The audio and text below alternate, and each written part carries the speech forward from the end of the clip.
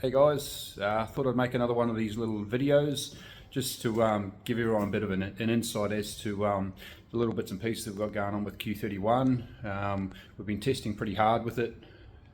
Been fortunate enough to be given the opportunity on a track up here in North Queensland to be getting in some quality track time, and I think we've actually put about it'll be over 100 laps on the car now.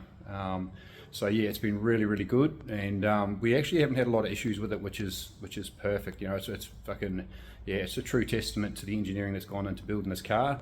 After the last run though, I did manage to twist the rear brake floater plates, so I'm just at the moment going through the process of strengthening them up. I've straightened them out, managed to straighten them out in the press, and now I'm just looking at adding a bit more strength to them so that we don't have that issue going forward come race day. So yeah, I'll flip you around and give you a bit of a look-see, see what's going on. So that's the brake floater plates.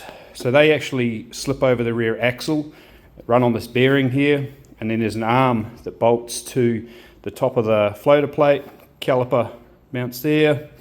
And what's actually happened is, because we run such a wide rim, we've had to space the arm off the floater plate itself. So it's a fairly decent space there. And so every time I get on the brake, instead of the arm directly pushing on the top of the floater plate, it's offset. And so it's actually twisted in here on both plates, identical. It's like an identical mirror on both plates, the twist in them. So what I've done is I've prepped up some steel, got a bit of 6mm plate there, gonna weld that in there, and then a nice little gusset will go in there. So that should add a lot more strength to them, and then going forward hopefully we won't have this issue where we're twisting them in here. A couple of things going on with it, I think, is after talking with the fabricator that built the car, James, is possibly running a lot larger rear master than what we need to. So I think that's possibly contributing to the cause. And then again, like I said, because we've had to offset the arm, it's loading up in here, and yeah, obviously wanting to twist that section there where there's not a lot of strength in it. So yeah, we'll weld it up and chuck them back in and see how we go on the next one, you know.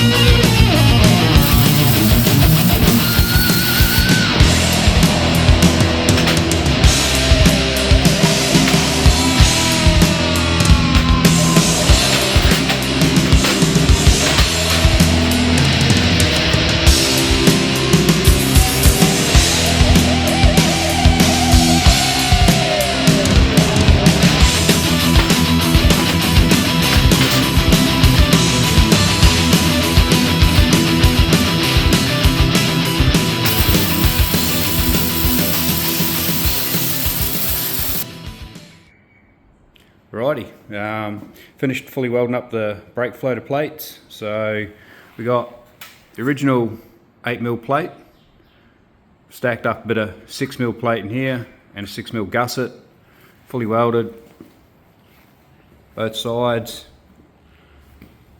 Run a nice little weld up in here. Time we bolt this floater bearing down, yeah, should be plenty of strength in there. So yeah, I'll just finish cleaning them up, give them a quick coat of paint, and yeah, we'll be able to bolt them back in.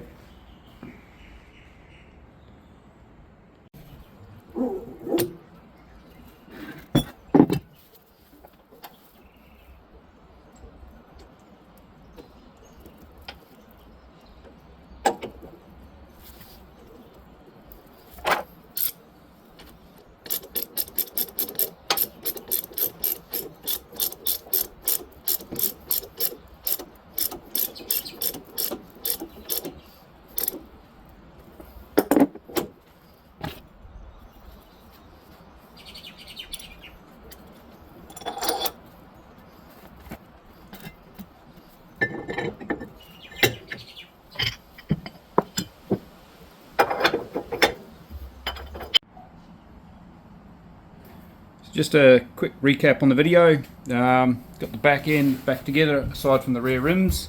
So yeah, there you go. We got bird cage, brake floater plate, plenty of clearance there now between that bird cage bolt and the floater plate. That little gusset I welded in. Nice little notch out there. Wheelwood caliper, rear disc, 6-pin hub, and centre wheel nut. So yeah, that's the left side done. Shimmy around. And the right side back together. So yeah, we'll see how that one goes now that we've put a bit more strength in them. But also while I'm on, I'll quick shout out to Raceworks for coming on as a sponsor for us for the 24-25 season. Can be really helpful having these guys on board, given that a lot of these parts in this car are from Raceworks themselves. So yeah, and there's the dog. Come say hello.